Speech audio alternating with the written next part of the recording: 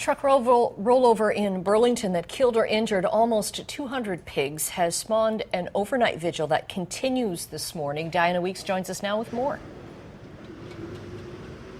Yeah, Ned, as the sun has come up here, more people have come out to this vigil, but several people have also been here throughout the overnight. Right now, I am joined by animal rights activist Anita Crines. Anita, first off, thank you so much for joining us on CHCH Morning Live. Yesterday, a terrible event.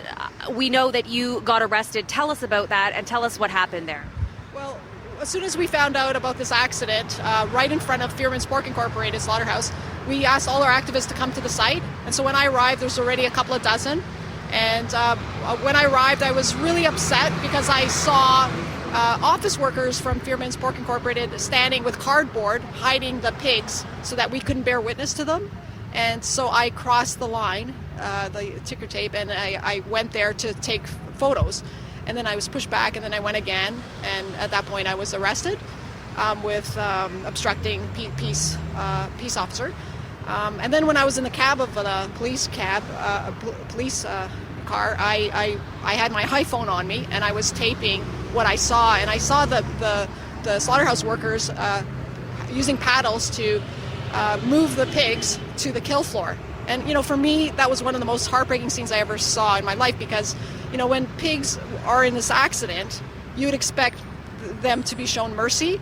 You'd expect them to go to a sanctuary. Like if people are in an accident, they go to the hospital. I mean, people show compassion towards them. And I think it's the same for all animals. Like we should be doing the same thing. And Fearman decided to show no mercy.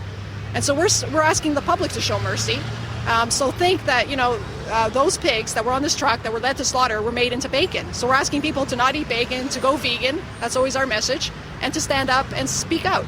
Do you think that this type of vigil helps get the message out? Do you think I'm hearing a lot of horns honking, a lot of support. It seems like a very positive atmosphere here this morning. Yes, I mean, everyone can sympathize with an animal escaping slaughter because you finally see their face. You see the individuality of these animals. And so there's so much sympathy and everybody's rooting for the animals that have, you know, escaped slaughter. And there were pigs that were actually walking here right where we're standing.